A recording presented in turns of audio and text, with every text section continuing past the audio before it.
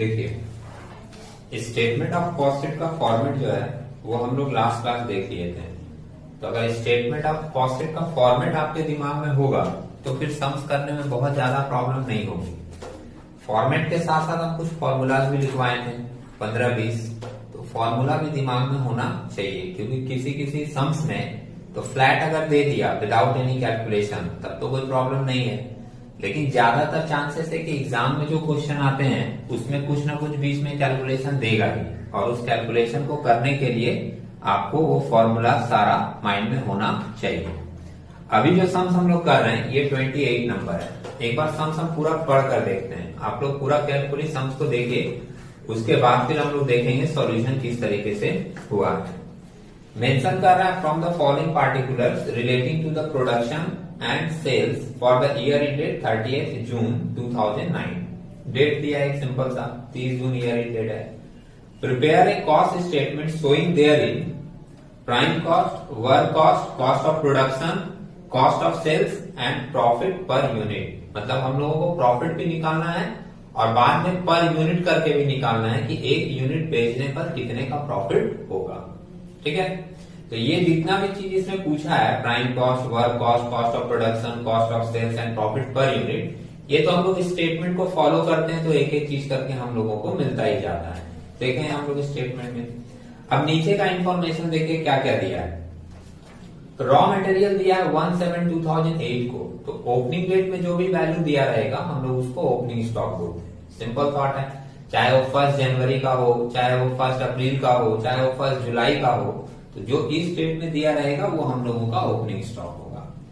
Raw material का opening stock दिया है 12,500। इसके बाद वर्क इन प्रोग्रेस दिया है, वो भी देखो ओपनिंग डेट में है 1/7/2008 को दिखा। तो 1/7/2008 को जब ये दिया है वर्क इन प्रोग्रेस, इस सम्स में एक और चीज दिया है जो आपने डिस्कस नहीं किए थे अभी पिछले क्लास में। वर्क इन प्रोग्रेस को देखो ब्रेक करके दिया है, नीचे लिखा है एट प्राइम कॉस्ट और उसके नीचे लिखा है एट मैन्युफैक्चरिंग एक्सपेंसेस। ठीक है, तो जब भी आपका वर्क इन प्रोग्रेस इस तरीके से दे, मतलब दो पार्ट में, एक प्राइम कॉस्ट के लेवल में और एक मैन्युफैक्चरिंग के लेवल में, तो ध्यान रखिएगा कि जो प्राइम कॉस्ट के लेवल में दिया है उसका एडजस्टमेंट प्राइम कॉस्ट के निकालने से पहले होगा, और जो मैन्युफैक्चरिंग करके दिया है उसका एडजस्टमेंट प्राइम कॉस्ट निकालने के बाद होगा। आपके मन में आएगा एडजस्टमेंट कैसे करेंगे, तो वो ऑलरेडी हम फॉर्मेट में लिखवा चुके हैं। फॉर्मेट में हम लोग लिखे थे ना, वर्क इन प्रोग्रेस, ऐड करेंगे opening work in progress, less करेंगे क्लोजिंग वर्क इन प्रोग्रेस, यही हम लोगों का एडजस्टमेंट है। लेकिन बस ध्यान में क्या रखना होगा कि अगर एट प्राइम कॉस्ट के लेवल पे दिया है तो उसका एडजस्टमेंट प्राइम कॉस्ट के पहले होगा, और एड मैन्युफैक्चरिंग करके दिया है तो उसका एडजस्टमेंट प्राइम कॉस्ट के बाद होगा। ठीक है, और अगर सम्स में कुछ नहीं लिखा है, मतलब ऐसा कुछ भी नहीं लिखता, तो हम लोग वर्क इन प्रोग्रेस का एडजस्टमेंट प्राइम कॉस्ट के बाद करते हैं, जहां पे फॉर्मेट में हम लोगों का लिखा हुआ है। ठीक है, तो इसकी एडजस्टमेंट कर लेंगे हम लोग। उसके बाद और क्या क्या दिया हुआ इंफॉर्मेशन देख लीजिएगा। रॉ मटेरियल परचेज है, price on raw material purchase है, एड में आ जाता है ये सब। Loss of material by fire, इसको हम लोग एबनॉर्मल लॉस भी बोलते हैं। ठीक है, तो एबनॉर्मल लॉस हम लोगों का लेस होता है। फैक्ट्री ओवरहेड दिया है, चार्जेबल एक्सपेंसेस दिया है। चार्जेबल एक्सपेंसेस या डायरेक्ट एक्सपेंसेस सेम होता है, तो जहां पर डायरेक्ट एक्सपेंसेस आपको लिखवाया गया है फॉर्मेट में, वहीं पर हम लोग ले लेंगे चार्जेबल एक्सपेंसेस को। ठीक है, इसके बाद डायरेक्ट लेबर कॉस्ट है। एडमिनिस्ट्रेशन ओवरहेड दिया है 2 रुपया पर यूनिट। अब देखिए इसका फॉर्मूला आपको लिखवाया गया था, office and administration overhead equal, formula क्या था, यूनिट प्रोड्यूस इनटू रेट। तो वो आपके माइंड में रहेगा, तब आपको ये वाला कैलकुलेशन समझ में आ जाएगा इजी। ठीक है, इसके बाद सेलिंग ओवरहेड दिया है 1 रुपीज पर यूनिट। तो सेलिंग ओवरहेड का भी फॉर्मूला आपको सिंपल सा लिखवाया गया था, unit sold into rate per unit. तो वो आपके माइंड में रहेगा, तो लिखने के समय आपका कैलकुलेशन वहां पर जाएगा। इसके बाद डिस्ट्रीब्यूशन ओवरहेड दिया है, सेल्स दिया हुआ है सम्स में 4 लाख का। रॉ मटेरियल आप देखिए क्लोजिंग डेट में दिया है 30 जून 2009 को, रॉ मटेरियल का वैल्यू दिया है। वर्क इन प्रोग्रेस का क्लोजिंग वैल्यू भी दिया है, देख रहे हैं, और 2 वैल्यू दिया है, प्राइम कॉस्ट और एट मैन्युफैक्चरिंग। इसके बाद स्टॉक ऑफ फिनिश गुड्स, ये closing stock of finish goods के सामने क्या किया है, क्वेश्चन मार्क दिख रहा है, मतलब closing stock of finish goods नहीं है, वो हम लोगों को कैलकुलेट करके निकालना पड़ेगा। और लास्ट में और एक लाइन मेंशन किया सम्स में, assume sales are made on FIFO basis, मतलब जो सेल्स इन लोग करते हैं वो किस बेसिस पे करते हैं, कौन सा मेथड को फॉलो करके, फर्स्ट इन फर्स्ट आउट, ठीक है। अब फीफो बेसिस वो लिख दिया है, इसके लिए हमने क्लोजिंग स्टॉक निकालने का एक फॉर्मूला आपको दिया था। जब हम लोग क्लोजिंग स्टॉक की कैलकुलेशन करेंगे, closing stock of finish goods, तो वो वाला फॉर्मूला हम लोग यूज कर लेंगे, ठीक है। अब आप देखिए सॉल्यूशन एक बार स्टार्टिंग से। अच्छा, एक बार हम बोलेंगे, फोन साइलेंट कर लीजिएगा, बीच में बज जाएगा, ठीक है।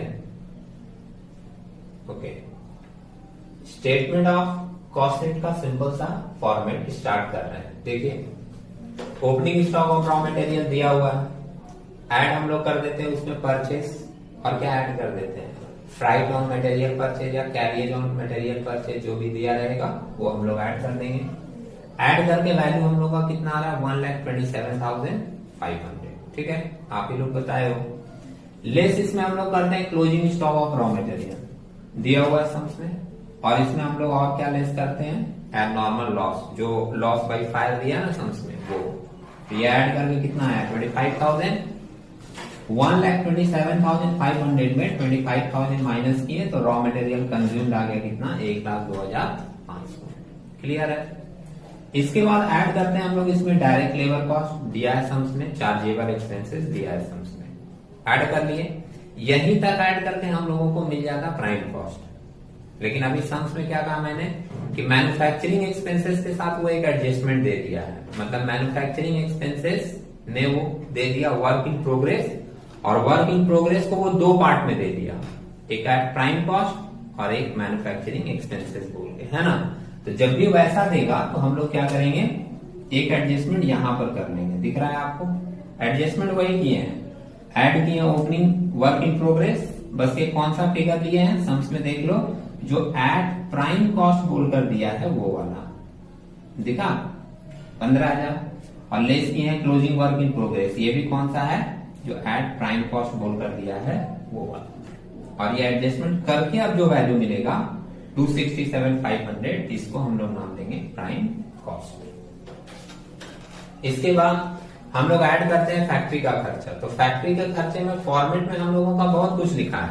फॉर्मेट में क्या लिखा है, जैसे indirect material, indirect labour, factory manager salary, depreciation on factory assets, coal को गैस, फ्यूल, पावर, लाइटिंग, ये सब। सम्स में इतना कुछ नहीं दिया है, डायरेक्ट दे दिया फैक्ट्री ओवरहेड, तुम लोग डायरेक्ट लिख दिया एड फैक्ट्री ओवरहेड, कितने 70,000 का। इसमें फिर हुआ एडजस्टमेंट हो जाएगा, add opening work in progress, short में लिख दिए हैं, एग्जाम में आप लोग पूरा पूरा लिखिएगा, ठीक है। Add opening work in progress 3,000 दिया है, लेस कर दिए क्लोजिंग वर्क इन प्रोग्रेस 8,000, और ये एडजस्टमेंट करके नेट फिगर बाहर कितना गया 65, 267,500 में 65,000 ऐड किए तो वैल्यू मिला 3,32,500। ये हो गया हम लोगों का वर्क कॉस्ट, सिंपल। अब वर्क कॉस्ट में हम लोग ऐड करते हैं क्या, office and administration overhead. Office and administration overhead का formula unit produce into rate. अब ये यूनिट प्रोड्यूस सम्स में नहीं दिया है, देखो, तो यूनिट प्रोड्यूस निकालने का भी एक फॉर्मूला आपको दिया गया था, देखिए सम्स में देखिए यूनिट प्रोड्यूस नहीं दिया है, कहीं नहीं दिया है, यूनिट सोल्ड दिया है, ओपनिंग स्टॉक में भी देखोगे यूनिट दिया है, क्लोजिंग स्टॉक के सामने भी देखोगे यूनिट दिया है, देखिए, लेकिन प्रोडक्शन का नहीं दिया है। तो निकालने के लिए एक सिंपल फॉर्मूला आपको बताया गया था, यूनिट प्रोड्यूस, यूनिट प्रोड्यूस्ड का फॉर्मूला था एक इक्वल्स, देखिएगा यहां पर, क्या था किसी को बोलो, यूनिट प्रोड्यूस का फॉर्मूला था unit sold plus closing stock minus opening stock, मिला, बोलो, तुम लोग तो एकदम सन हो गए हो, बोलो ब्रिजेश, फॉर्मूला मिला, ओके। अब यूनिट प्रोड्यूस निकालने के लिए यूनिट सोल्ड, सम्स में देखिए जहां पे सेल दिया था उसके ब्रैकेट में मेंशन किया है 28,000 यूनिट्स, देखा, तो वो हो गया यूनिट सोल्ड। बोलो अभिषेक, क्लोजिंग स्टॉक में देखो, क्लोजिंग स्टॉक के डेट में भी जहां पर क्लोजिंग स्टॉक का वैल्यू दिया था वहां ब्रैकेट में यूनिट्स लिखा था, 10,000। और ओपनिंग स्टॉक के डेट में भी देखो ब्रैकेट में यूनिट्स लिखा था कितना, 8,000 दिखा। तो क्लोजिंग स्टॉक में हम लोग यहाँ लेंगे 10,000 और ओपनिंग स्टॉक में हम लोग यहाँ लेंगे 8,000। ये वैल्यू आपका सॉल्व करके कितना आएगा, 28 और 10 38,000 और 38 में 8,000 माइनस करेंगे तो कितना आ जाएगा, 30,000 यूनिट्स आया। ये दिख रहा है, ठीक है। अभी ये 30,000 यूनिट्स क्या है, तुम्हारा यूनिट प्रोड्यूस। अब इसी 30,000 से मल्टीप्लाई करके 2 रुपया यहाँ लिख देंगे कितना, 60,000। और ये 60,000 ऐड करके हम लोगों का वैल्यू आ गया कॉस्ट ऑफ प्रोडक्शन का कितना, 3,92,500। ठीक है, कॉस्ट ऑफ प्रोडक्शन तक क्लियर है। ओके, क्लियर है यहाँ तक। ओके, कुछ प्रॉब्लम है, बोलो।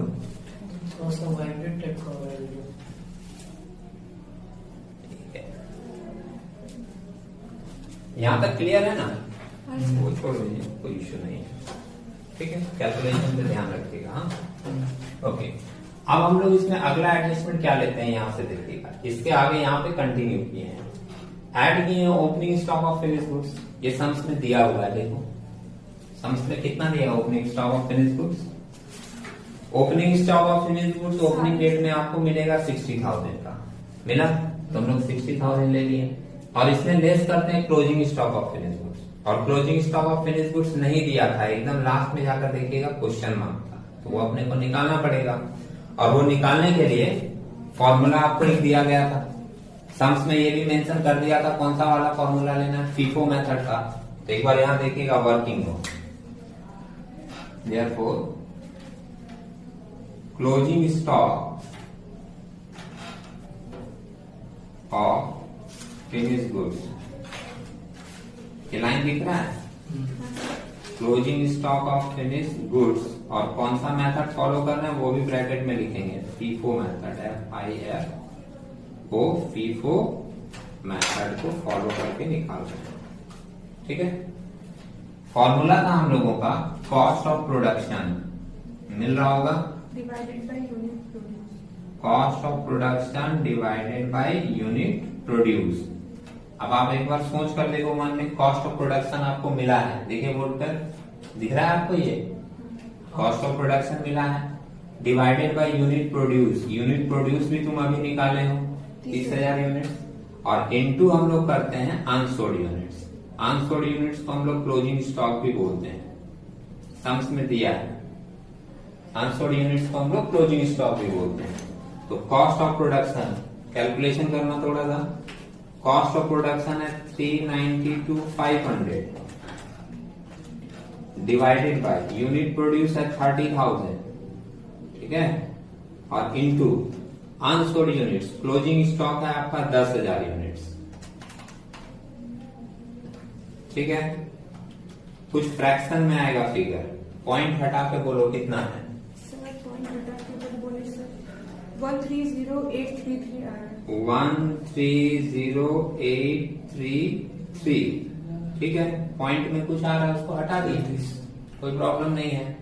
यह क्या आपको मिल गया, closing stock of finish goods. अब यहाँ देखिए closing stock of finish goods हम लोग 130833 क्या करेंगे, माइनस करेंगे। ये जो फिगर है ना, ये वाला लेना 392,500, इसमें ऐड करना 60,000 और माइनस करना ये।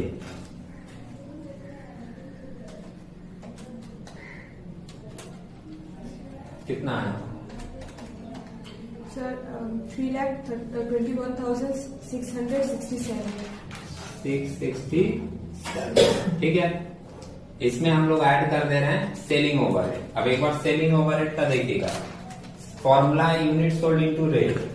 सम्स में यूनिट सोल्ड दिया हुआ है 28,000, तो 28,000 इंटू 1 रुपया करके 28,000 ले लिए।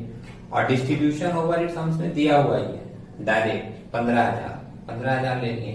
तो ये टोटल कॉस्ट कितना है 43,000। अब इसमें ऐड कर दीजिए 43,000, तो आप 64,667। ओके 364 667 इसको हम लोग नाम देते हैं कॉस्ट ऑफ सेल्स या टोटल कॉस्ट लिख दिए। और एक बार यहाँ देखिएगा लास्ट लाइन, टोटल कॉस्ट तुम्हारा निकल गया सारा खर्चा जोड़ के, सम्स में सेल्स दिया हुआ है तो खर्चे आपने किए हैं 364 और आपका सेल हो रहा है कितने में 4 लाख में, ज्यादा में बेच रहे हो प्रॉफिट होगा। और कितने का प्रॉफिट होगा 4 लाख में से ये फिगर माइनस कर दो 35,333. 35,333. ध्यान रखिएगा, जो नहीं सुने फिर से सुन लीजिए। ये सेल दिया हुआ है और ये कॉस्ट हमारा निकला है, तो सेल में से हम लोग कॉस्ट को क्या किए माइनस कर दिए, माइनस करके जो बैलेंस बचा वो हमारा प्रॉफिट हो गया। इसलिए यहाँ पर ब्रैकेट में हम लिख रहे हैं बैलेंसिंग फिगर, बैलेंस करके बचा है, ठीक है। और अगर तुम भूले नहीं हो तो सम्स में मेंशन किया था कि प्रॉफिट भी निकालिए और प्रॉफिट पर यूनिट भी निकालिए कि एक यूनिट पे कितना प्रॉफिट हुआ है। तो लास्ट में क्या करना है, एक लाइन लिख देना जब टोटल हो जाए तो प्रॉफिट पर यूनिट। इसका भी एक फॉर्मूला था, सिंपल सा फॉर्मूला है कॉन्सेप्चुअल, प्रॉफिट जितना आया है डिवाइडेड बाय यूनिट सोल्ड, जितना माल तुम बेचे हो। तो प्रॉफिट आपका आ गया कितना 35,333, इसको डिवाइड कर दीजिए, कितना माल बेचे हो 28,000 यूनिट, दिखा। डिवाइड करके बताइए कितना आएगा। So 1.26. 1.27 ले लेते हैं, 666 करके होगा, जैसे 189 ऐसे करके. ओ तब 2.6 ही ले लेते हैं, ठीक है। और इसमें कोई वो नहीं है, जब पॉइंट के बाद बहुत सारा फिगर आता है तो कुछ लोग पॉइंट के बाद 2 अंक ले लेते हैं, कुछ लोग पॉइंट के बाद 3 डिजिट ले लेते हैं, कुछ लोग पॉइंट के बाद 4 डिजिट ले लेते हैं, समझ रहे हैं। तो हम लोग क्या कर रहे हैं 2 डिजिट ले लिए, ये आ गया प्रॉफिट पर यूनिट, क्लियर है। अब आप लोग एक काम कीजिए, वर्किंग नहीं लिखे थे वर्किंग लिख लीजिए पूरा, उसके बाद यहाँ जहाँ पे मिसिंग था वो कंप्लीट कर लीजिए। और करने के बाद मन में कोई डाउट आए तो फिर से एक बार पूछ लीजिए, हम रिपीट कर देंगे, ठीक है।